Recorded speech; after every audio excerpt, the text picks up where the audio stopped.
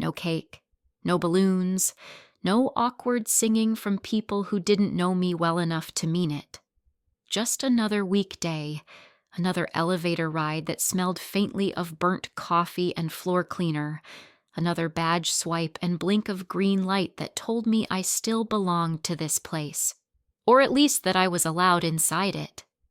It was my birthday. I didn't tell anyone. I hadn't put it on the team calendar. I didn't bring pastries or drop hints or wait for someone to ask what my plans were. Birthdays had a way of turning into expectations, smiles you had to return, gratitude you had to perform. Today, I wanted none of that. Today was mine, and that was rule number 1. The second rule was hanging in my closet at home, loud enough that it almost laughed at me when I pulled it out. The dress wasn't subtle. It wasn't sensible. It didn't whisper competence in neutral tones. It was bold, bright, unapologetically dramatic. Fabric that caught the light. A color that didn't exist anywhere in our company brand guidelines. A dress that would never survive a focus group. I stood in front of the mirror longer than usual, the morning light cutting across the room and turning the dress even sharper, almost defiant. For a moment I hesitated. Not because I was afraid of how I'd look, but because I knew exactly how it would be received. Offices have an unspoken uniform, and rebellion doesn't need to be loud to be noticed. Sometimes it's just one wrong color in a sea of gray. I zipped it up anyway. If I was going to be invisible today, I'd do it on my own terms. The commute passed in a blur. People stared, just briefly, the way strangers always do when something breaks their mental pattern. Reflections followed me in train windows and glass doors. Someone else looking back, someone who didn't quite fit where she was headed. I liked that. I liked that I didn't blend. By the time I reached the office building, the sky was already the dull white of a day that couldn't decide what it wanted to be. I paused before going in, hand on the door, taking one slow breath. Not to steady myself, to remind myself why. No cake, no balloons, my birthday, my rules. Inside, the lobby hummed with the usual morning noise, shoes on marble, muted conversations about deadlines and weekends already gone. The elevator ride felt longer than usual, every mirrored wall turning my choice into something unavoidable. I didn't check my reflection. I didn't need to. The doors opened on our floor, and I stepped out like it was any other day. It wasn't. I could feel it before I saw it. The slight hesitation in the air, the way movement stalled for half a second. Conversations faltered, then resumed at a pitch just a little higher, a little tighter. Eyes flicked toward me and away again. I kept walking, heels steady, posture relaxed, the practiced calm of someone who knew exactly what she was doing on paper, even if the rest of the room didn't. My desk waited where it always did. Same chair, same screen, same stack of notes I'd left the night before, data grids and half-highlighted printouts for a project no one but me seemed to believe in yet. I set my bag down carefully, like nothing at all was different. I didn't greet anyone. I didn't announce myself. I powered up my laptop and watched the familiar login screen appear, grounding and boring in the best possible way. The office around me kept breathing, kept watching, kept wondering. As the system loaded, I let my thoughts wander, briefly, quietly, to the version of me from years ago. The one who would have chosen safety. The one who believed being taken seriously meant being smaller, quieter, easier to digest. I'd learned since then that competence doesn't come from camouflage.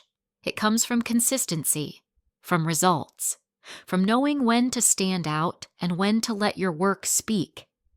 Today, I'd chosen to stand out, not to prove a point, not to start a fight, just to mark the day in a way that felt honest. A line drawn for myself, invisible but firm. My inbox pinged to life. Calendar reminders stacked up. The day pressed forward, impatient and indifferent. Somewhere behind me, someone cleared their throat as if they might say something, then didn't. I smiled to myself, small and private, fingers already moving across the keyboard. Whatever this day decided to throw at me, looks, whispers, jokes I hadn't heard yet, I was ready. I hadn't brought cake, but I'd brought something better. Focus, confidence, and a dress that refused to apologize. It was my birthday, and that was enough. I barely reached my desk before the first comment landed. Not loud, not cruel, just sharp enough to test the water. Is today, retro day? The voice came from somewhere behind the cluster of desks to my left. I didn't turn. Pretending not to hear is a skill you master early in an office like this. Open plan, thin smiles, opinions traded like spare change. My screen finished loading, and I typed in my password with deliberate calm, each character an answer I wasn't giving out loud. Maybe there's a disco after work, someone else added. This one meant to be funny. The kind of joke designed to look harmless until you noticed how carefully it avoided eye contact. Laughter followed, light and cautious, as if everyone was checking to see how far they could go without consequences. I set my coffee down, aligned it with the edge of my desk. Muscle memory steadied me. Around me, chairs squeaked. Keyboards clacked.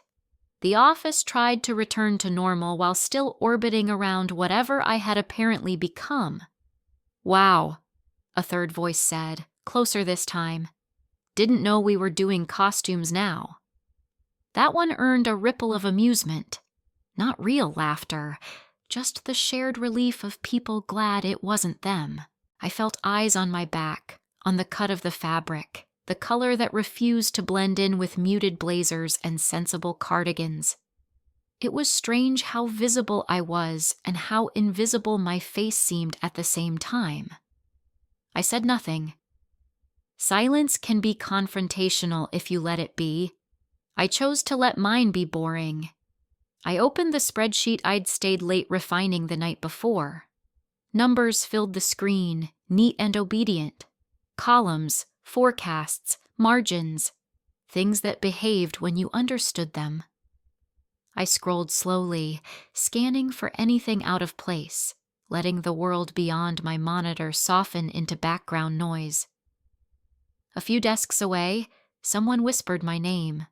Not loudly, not clearly, but enough that I caught the shape of it. Curiosity prickled, but I ignored that too. If I acknowledged every look, every comment, I'd spend the day reacting instead of leading it. And I had work to do. Still, the reactions kept coming, drifting past like paper airplanes. Bold choice. Very confident. I could never pull that off. That one was almost a compliment. Almost. Emails started arriving. Routine questions, requests for clarification. Nothing about the dress. Nothing about my birthday, just work, pretending nothing unusual was happening while the room clearly hadn't decided what story to tell about me yet. I answered calmly, precisely, my tone unchanged.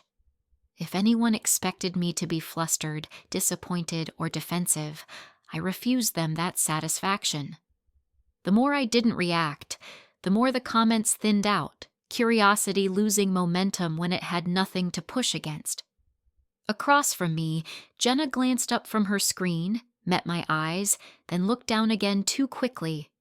She wasn't laughing. She wasn't smiling either. Just watching, like she was taking notes for a conversation she'd have later with someone else. That was fine.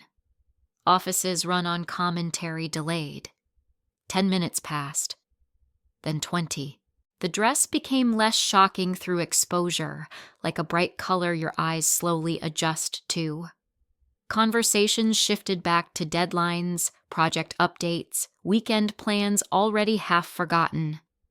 Normality crept in, cautious but inevitable. I leaned back slightly, adjusted my chair, and kept working. There was power in that, choosing not to feed the narrative being written about me in real time. Choosing effort over performance, presentation over provocation. I hadn't come in to make a speech or stage a rebellion. I'd come in to do my job well, exactly as I always did. At some point, someone walked past my desk and paused. I could feel it, the hesitation like a held breath. Happy, he started, then stopped. Changed course. Busy morning, huh? I looked up, neutral, polite. Always. He nodded, relieved, and moved on. I returned to my screen, the moment already over. By the time I finished my first major task of the day, the office had mostly accepted me back into the background hum of productivity. The dress was still there, impossible to miss, but it no longer demanded commentary. It had become part of the setting, filed mentally under her being her, exactly where I wanted it. I checked the time. Not even 10 yet. Plenty of day left. Plenty of chances for someone to test me again. I welcomed it, not with anticipation, but with certainty. Whatever came next, I wasn't dressing for their comfort. I wasn't performing for approval. I straightened a stack of papers on my desk, cracked my knuckles once, and dove back in. Let them react. I was already past that. Around noon, the office shifted in that familiar way it always did just before lunch. Chairs slid back. Conversations grew looser, louder. Someone reheated fish in the break room microwave despite the unspoken rule not to. I was reviewing my last set of projections when I felt it, that subtle tightening in the room, the kind that meant attention was moving again. This time, it wasn't drifting aimlessly. It was approaching. Mark's footsteps were unmistakable, confident, unhurried. The sound of someone who believed the floor belonged to him. He stopped beside my desk but didn't speak right away. I could feel his presence before I looked up, the weight of his pause deliberate, calculated to draw eyes without openly demanding them. I kept reading. The silence stretched just long enough to be uncomfortable. I counted another 2 lines of figures before finally lifting my gaze. He was smiling. Not the polite, professional kind. This one was slow, assessing. His eyes moved the way they weren't supposed to in a workplace, up, then down, then lingering somewhere in between. I noticed it because I always noticed it. The men who thought authority gave them permission rarely bothered to be subtle. "Oh my God," he said, loud enough to carry, too loud to be accidental. "Did you pull that dress straight out of the 80s with a time machine?" For a split second, no one reacted. Then the laughter came. A burst, quick and collective, like a reflex. Even people who hadn't been watching suddenly were. Screens tilted, heads turned. This was sanctioned amusement now, boss approved. I felt the heat of it, not on my skin, but somewhere deeper. Not embarrassment, awareness. This was the moment I realized everyone would remember. The point where my choice became a story retold without me in it. Mark chuckled at his own joke, clearly pleased. He crossed his arms, waiting, expectant, like he'd tossed a ball and assumed I'd throw it back with a smile. I didn't. I looked at him calmly, not defiant, not amused, just present. I let the laughter burn itself out, let the room feel the absence of my participation. Silence is a mirror when you hold it long enough.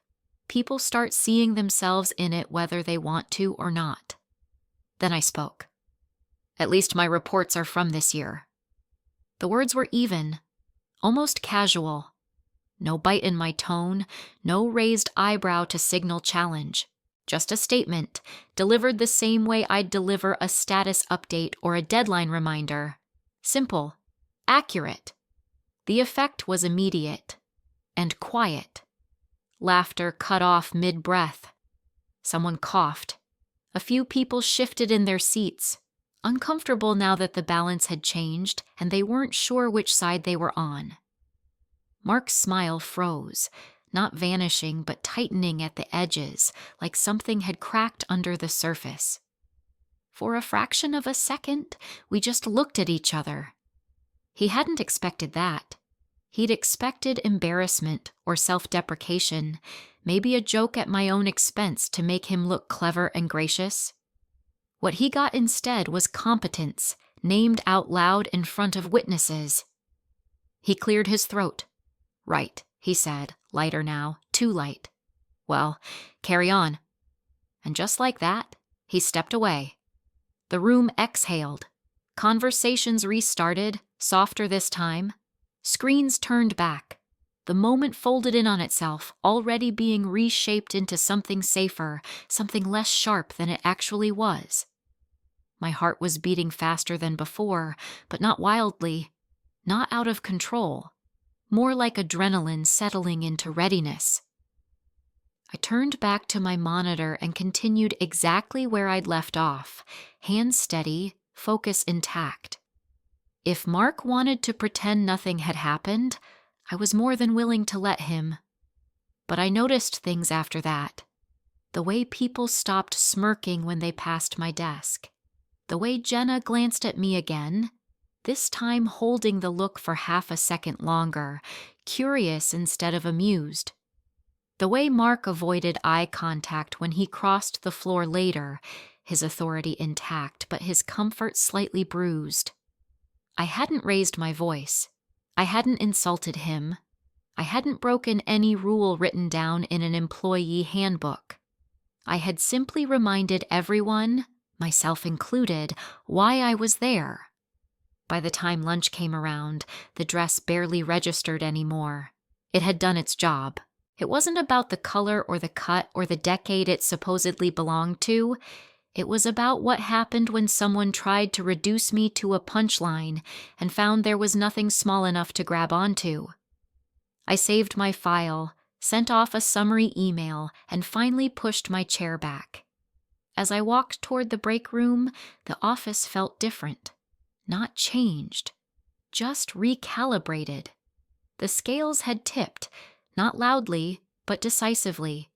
And for the rest of the day, no one asked me if there was a disco after work. If Mark thought that moment would reset things, he was wrong. It didn't end the attention. It refined it. The rest of the day unfolded under a quieter kind of pressure, the sort that doesn't announce itself but presses in steadily, testing your posture, your patience, your stamina. The jokes stopped mostly. What replaced them was more exhausting.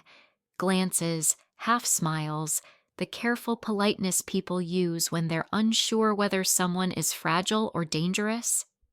Every interaction felt slightly tighter around the edges. A question about a data set came with unnecessary preamble.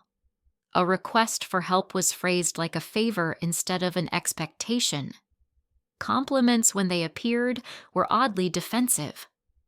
"You're being very focused today," one coworker said, as if focus were a surprising development. I thanked her and turned back to my screen. I didn't give them anything extra. I buried myself in numbers, letting logic drown out interpretation. The project I was preparing for headquarters wasn't glamorous, but it mattered. It was the kind of work that never got applause, yet quietly shaped decisions several levels above our pay grade. Forecast modeling, risk exposure, long-term impact, threads that only made sense if you followed them all the way through. That was my advantage. By mid-afternoon, the office had split into factions without ever naming them. Some people avoided me entirely, as if proximity might invite association. Others hovered just close enough to reassure themselves that I was still approachable, still safe. A few watched from a distance with something like respect, but no one said it out loud. Pressure doesn't always come from confrontation. Sometimes it comes from expectation. I felt it in the pauses before people spoke, in the way Mark assigned tasks through group emails instead of stopping by my desk, the way my name was mentioned quickly and then dropped, like a topic no one wanted to linger on. The dress had faded into the background visually, but the choice remained, hanging over the day like a question no one dared to ask directly. Why that dress? Why today? Why care? I answered none of them. Instead, I refined my presentation. I reran my models with more conservative assumptions, then with more aggressive ones, tracking divergence points until patterns emerged. I flagged inconsistencies others would have ignored. I rewrote my summary 3 times, not because it was wrong, but because clarity is a weapon when used correctly. At some point, I realized I hadn't checked my phone once. No birthday messages, no candles, no reminders of how old I was turning or whether that number meant anything at all. Just work, unfolding exactly as it needed to. There was something freeing in that, something stabilizing. Late afternoon brought another test. Mark called for a quick status check. Standing meeting, no agenda.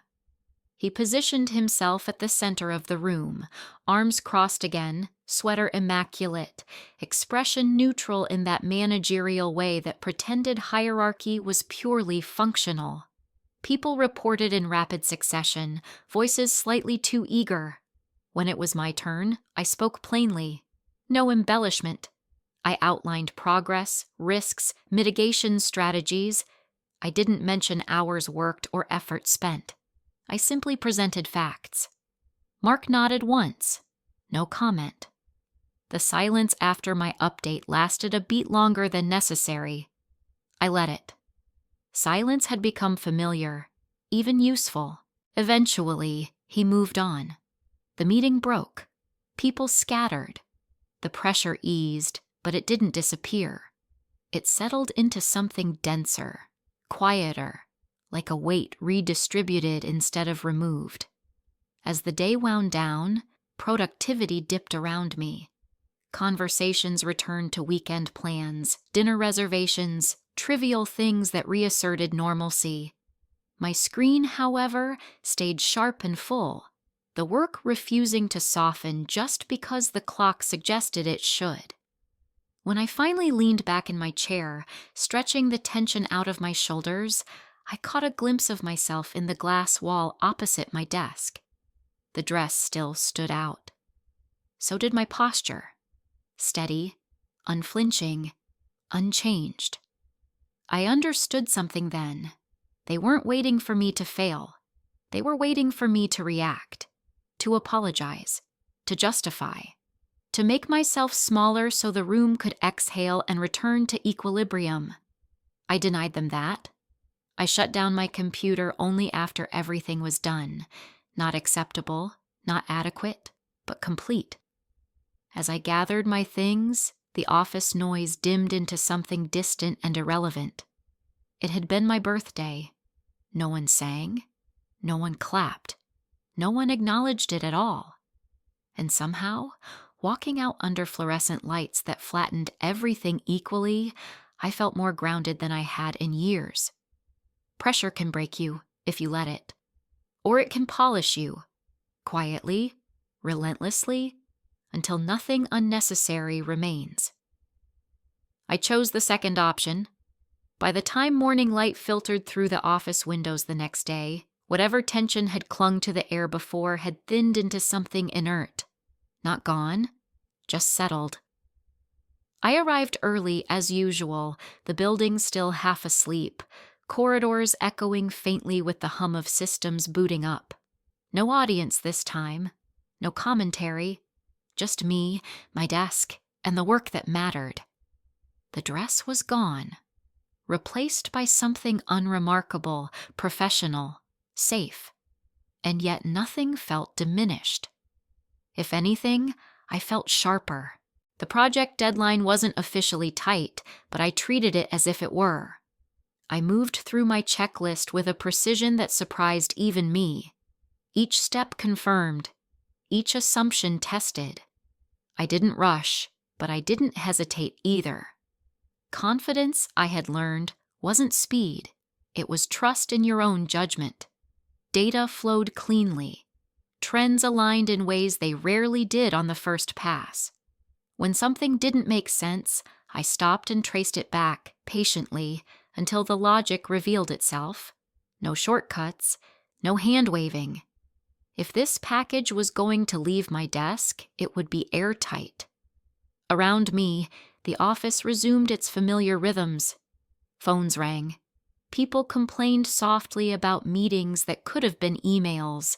Someone laughed too loudly at something on their screen. It all brushed past me without sticking. I was inside the work now, that focused state where everything extraneous fades. This was where I was strongest. Mid-morning, I added a section that hadn't been requested. A comparative analysis tying our proposal to 3 past initiatives.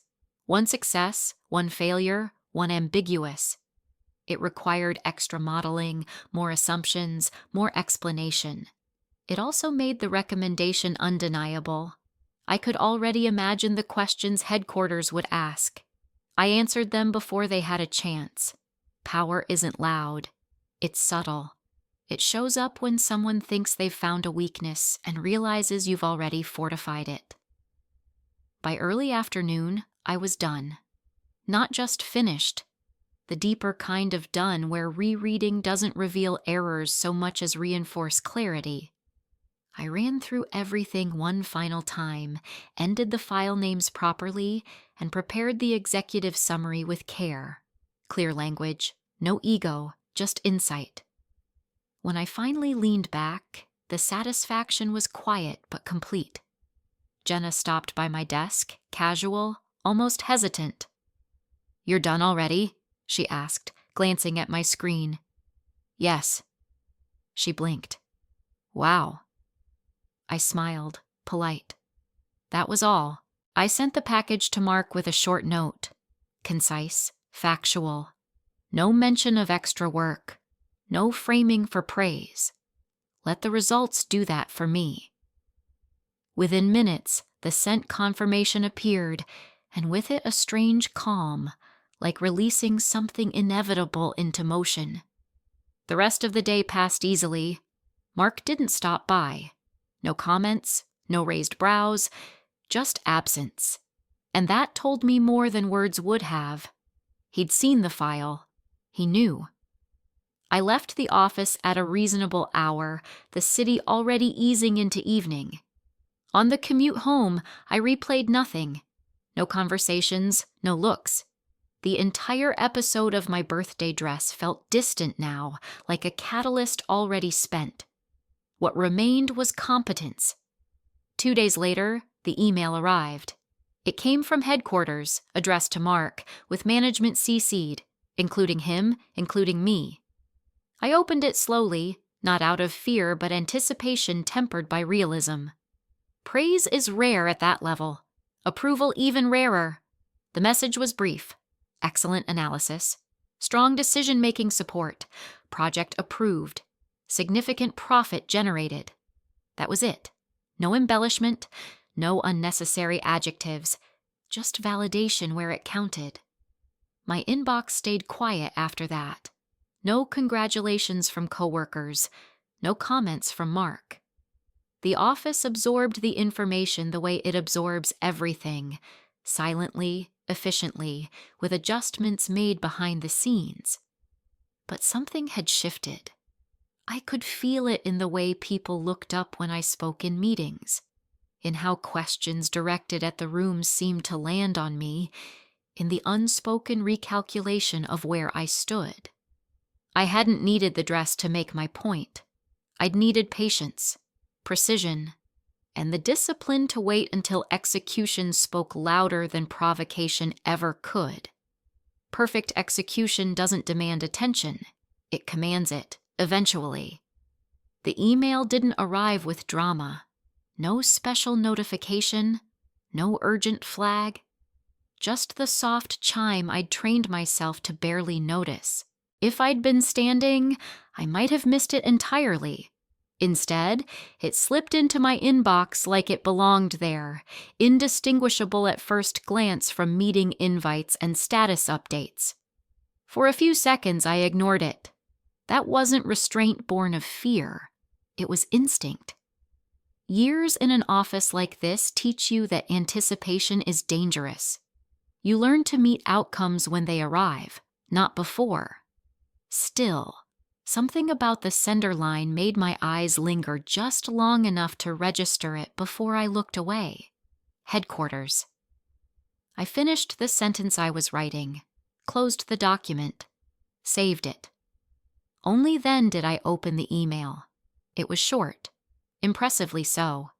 No greeting beyond a neutral acknowledgement. No fluff meant to soften the message. Headquarters didn't waste language. They didn't need to. Their authority was implied, their approval a currency that circulated sparingly. Excellent analysis, strong decision-making support. Project approved, significant profit generated. That was it. No emojis, no exclamation points, no compliments that could be misinterpreted as encouragement. Just facts, conclusions, consequences. It was the kind of message people framed in their minds and quoted later, secondhand, when explaining why a proposal moved forward without resistance. Management was CC'd, including Mark. I sat back slowly, letting the email settle, not rushing to savor it. Satisfaction is best absorbed evenly, without spikes. Around me, the office continued its usual low-grade chaos. Phones rang, chairs scraped. Someone laughed at something unrelated and fleeting. Nothing changed, and yet everything had. I didn't forward the email, didn't stand up, didn't make eye contact with anyone nearby. I closed it as neatly as I had opened it and returned to my work, hands light on the keyboard, posture relaxed. The power wasn't in announcing the win. The power was in knowing who had seen it. Mark didn't come by my desk that day, not once. No follow-up questions, no commentary, positive or otherwise. He moved through the office with his usual confidence, but it lacked something. An edge dulled so slightly it would have gone unnoticed by anyone not paying attention. I was paying attention. Coworkers were subtler. No one mentioned the email outright, but behavior shifted in quiet increments. Fewer side comments. Fewer jokes at convenient targets. People asked my opinion more directly, without padding it in humor. There was a recalibration happening, almost involuntary. Competence, once demonstrated beyond dispute, disrupts hierarchy. By the afternoon, I overheard my name once, spoken in passing, attached to the project. Not the dress, not the birthday, not the moment Mark had tried to turn me into lunchroom entertainment. Just the work. I wanted to smile. I didn't. The thing about winning this way is that celebration would cheapen it. I'd proven something not just to the office, but to myself. That I didn't need theatrics, that I didn't need approval delivered orally or publicly. That silence, when paired with undeniable results, was louder than any comeback. Later that evening, I reopened the email at home. Not to reread it, that would imply doubt, but to look at the CC list. Names stacked neatly beneath the sender, people with the authority to freeze careers or accelerate them depending on mood and quarterly pressure. They'd all read it. They'd all made the same calculation. This wasn't luck. This was leverage. I closed my laptop and poured myself a glass of water, standing by the window while the city flickered on below. The day had passed without a single acknowledgement of my birthday, and somehow that felt fitting. The acknowledgement I'd received instead would last longer.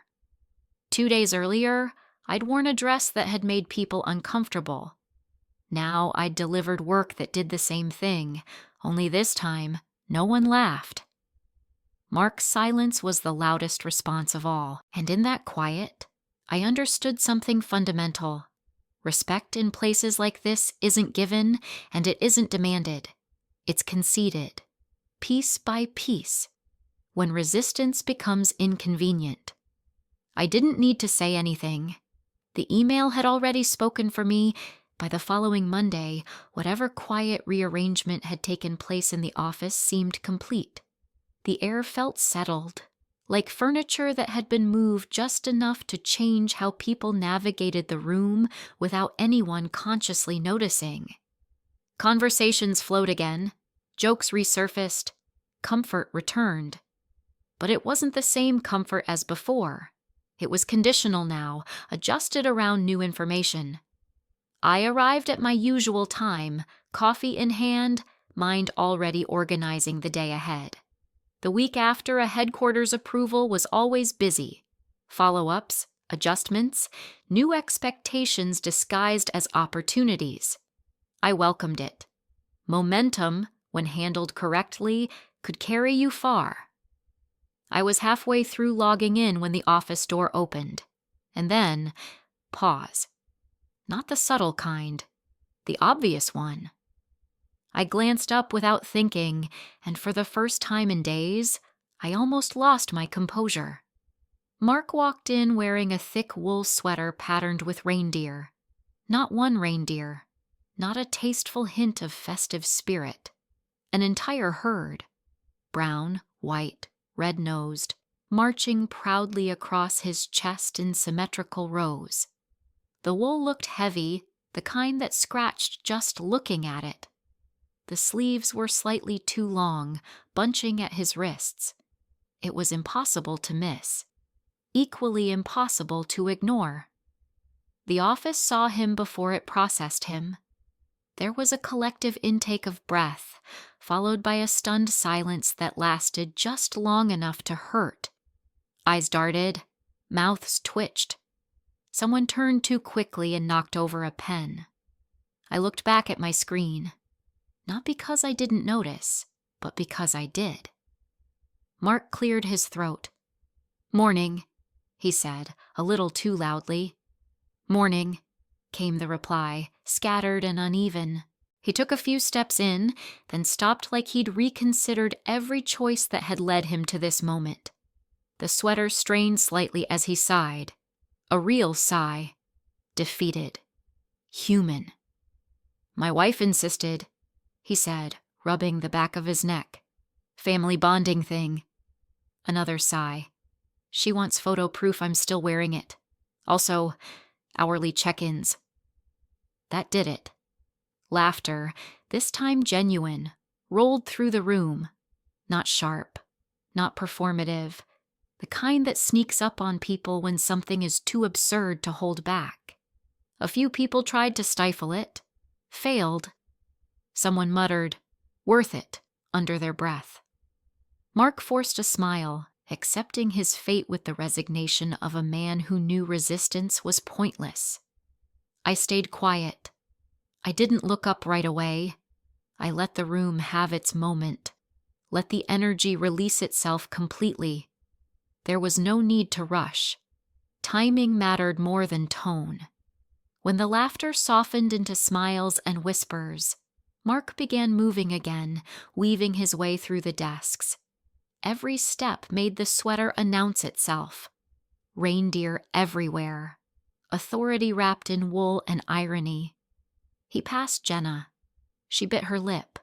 He passed two interns who absolutely did not look up. Then he slowed near my desk. I could feel him beside me. I counted to 3 before lifting my eyes. My expression was neutral, thoughtful, professional. I tilted my head just slightly, as if assessing data instead of knitwear. "Well," I said carefully. He looked at me, bracing himself. "That's definitely not the 80s.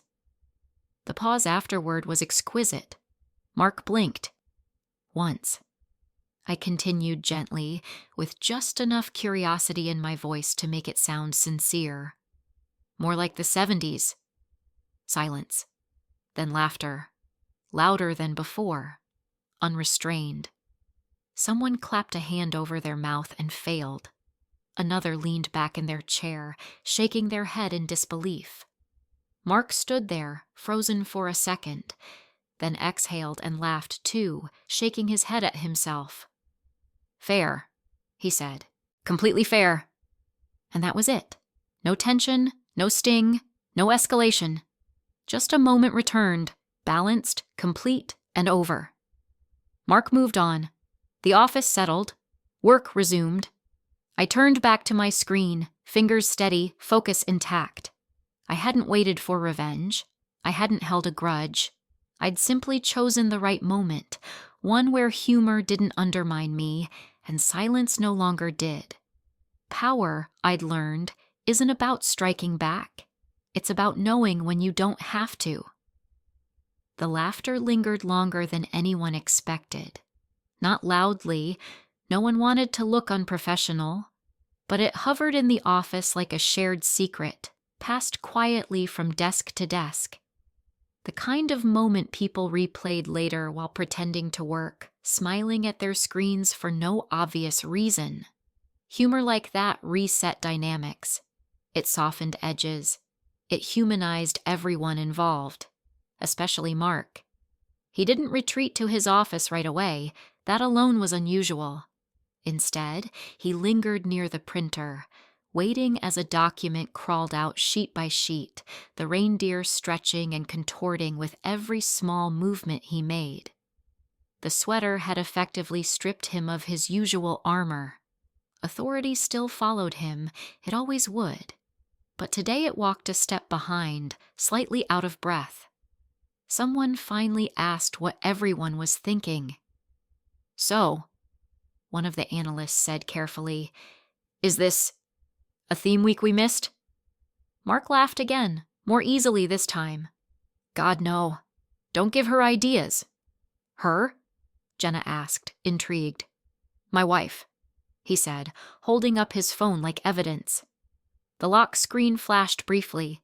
Him, the same sweater, standing in a living room under aggressively warm lighting. Decorated tree in the background. Proof already sent. She's deep into this reconnecting phase. There it was. The explanation no one had expected, but everyone leaned into anyway. "She's convinced we don't do enough things together," Mark continued, lowering his voice just a bit. "So now she assigns me tasks." He glanced down at the sweater. "This week's task is public commitment." A few eyebrows rose. Someone stifled another laugh. "Hourly check-ins?" someone repeated, disbelieving. Mark nodded. "Photos, time-stamped. If I change clothes, she'll know." That earned fresh amusement, sympathetic this time. The laughter shifted tone, no longer about him but with him. A subtle but important difference. I watched quietly from my desk, not intervening, not participating. Observation had become second nature. Moments like this revealed more about people than they ever intended. Mark was uncomfortable, but not defensive, self-aware, but not bitter. Most importantly, he wasn't posturing. "I deserved that comment earlier," he added suddenly, glancing in my direction again. Not directly at me, but close enough. "The one about decades." The room went still for half a second. "I dish it out," he said with a shrug. "Have to be able to take it." That was new. It wasn't an apology. Mark didn't apologize easily, but it was acknowledgement, and in an office hierarchy, that mattered more. It reframed what had happened days ago, not as insubordination, not as embarrassment, but as an exchange between equals who'd momentarily forgotten their balance. I met his eyes briefly and gave a small nod. Nothing more. No need to reopen anything. The moment had done its work. As the day went on, the sweater became background again, Absurd, yes, but familiar. Meetings happened. Calls were taken. Headquarters followed up with additional requests, and Mark delegated without hesitation, looping me into decisions he previously would have filtered himself. That, more than the sweater, was the real shift. Later, during a quieter stretch in the afternoon, he stopped by my desk, not hovering this time, not performing, just standing, hands in the pockets of his ridiculous wool armor. "Good call on the sensitivity range," he said, nodding toward my screen. "HQ asked about it this morning. I forwarded your notes." "Thanks," I replied. He lingered a second longer, then added, "And good instincts. In general." Then he walked away. No witnesses, no drama, just confirmation. I watched him go, the reindeer bobbing slightly with each step, thinking how strange power dynamics were, how fragile they could be when based purely on perception, and how sturdy they became once anchored by results. The sweater would come off eventually. The jokes would fade. New tensions would replace old ones. But some things, once recalibrated, didn't revert. And as I turned back to my work, I knew this wasn't about a dress anymore. It never really had been. By the time Friday arrived, the office had fully absorbed the week's events and filed them away as settled business. The dress was no longer a topic. The email from headquarters had become fact rather than headline. Even Mark's sweater, infamous by Wednesday, had been replaced by his usual polished uniform, as if the entire episode had been a brief collective hallucination. But moments don't disappear just because people stop talking about them. They wait. Friday mornings were quieter, fewer meetings, less posturing. People worked in pretend harmony, eyes on the weekend. Productivity balanced delicately against distraction. I liked Fridays for that reason. They revealed how people behaved when pressure loosened its grip. Mark passed my desk mid-morning, holding a coffee he didn't need and a tablet he wasn't really reading. He slowed, just slightly. Habit, maybe. Or caution. I sensed him there before he spoke. "Presentation went over well," he said. Casual, neutral. "HQ wants a refined version by next quarter." "Noted," I replied. He nodded, started to move on, then stopped. "You know," he said, shifting his weight, "I've been thinking about that day." A pause. "Your birthday." My fingers stilled over the keyboard. I looked up, expression unreadable. "Have you?" "Yes," he said, choosing his words carefully now. "I misjudged the situation." He smiled faintly, not unkindly. "You made your point, without making it a problem." That was the closest thing to an admission I was ever going to get. I studied him for a brief moment, not to assert dominance, not to prolong the exchange, just long enough to decide how I wanted this to end. "Well," I said, measured, thoughtful. "Timing helps." He exhaled, relieved. "It does."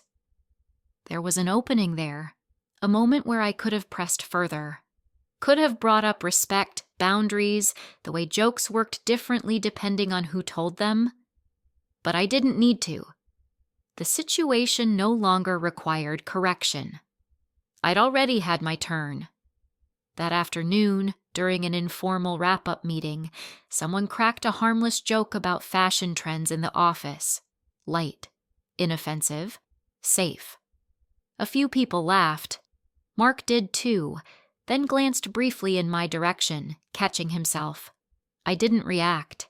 Instead, I leaned back in my chair, arms crossed loosely, listening, observing.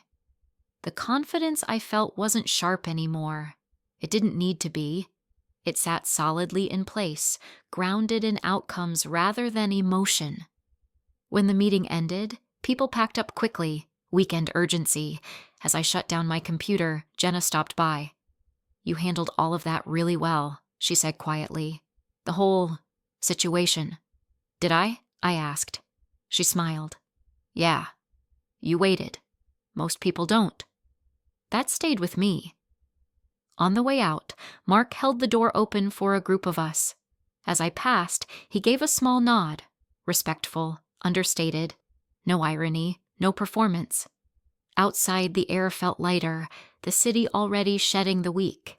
I walked without rushing, replaying nothing, anticipating nothing.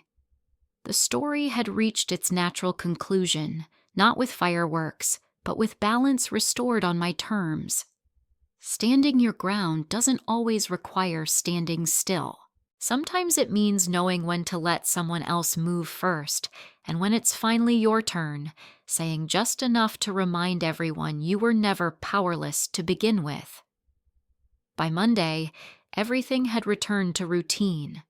Not the old routine, the unquestioned one, but a revised version, quietly adjusted to new boundaries. Meetings followed the same structure. Emails carried the same polite tone. Projects moved through the same channels. On the surface, nothing had changed, but underneath, things were steadier. I noticed it in small ways, in how people listened without interrupting, in how my input wasn't framed as interesting anymore, but as necessary, in how Mark addressed me, directly, professionally, without the habitual edge of casual dominance he used to lean on. I knew I wouldn't be fired. That certainty had settled in long before the sweater, before the laughter, before the nods and acknowledgments. My work had made the company real money, not hypothetical value, not potential. Actual, documented impact. That kind of contribution doesn't get erased because someone doesn't like your tone, your clothes, or your refusal to play along. Institutions forgive confidence far more easily than insecurity. What stayed with me wasn't the email from headquarters, or even the moment Mark had laughed at himself. It was the realization that I hadn't needed to defend myself at all, not loudly, not publicly, not emotionally. I hadn't lashed out. I hadn't documented grievances. I hadn't escalated. I hadn't taken the bait. That restraint had been mistaken for weakness once, briefly, and then corrected by evidence that spoke in numbers, approvals, and decisions that relied on my judgment without argument. Power, I'd learned, doesn't rush. A week later, someone new joined the team. Fresh enthusiasm, careful posture, that familiar mix of ambition and caution I remembered well. During introductions, Mark gestured vaguely in my direction. "She handles our most complex analyses," he said. "If you're unsure about something, ask her." No joke attached, no qualifier, just fact. I nodded politely and went back to my screen. I never wore the dress again. It stayed in my closet, waiting, no longer a statement but a reminder, not of defiance, but of choice. Of knowing precisely when to disrupt and when to let momentum do the work for you. The confidence, though, that stayed. It showed up in my posture, in my silence, in my refusal to shrink when attention brushed past me. It didn't announce itself anymore. It didn't need to. Some victories don't look like winning. They look like calm, like space. Like knowing you belong without asking for permission. And on some random weekday, long after my birthday had been forgotten by everyone else, I caught my reflection in the glass again. Same desk, same office, same person. Only now, the room adjusted around me, exactly as it should have all along.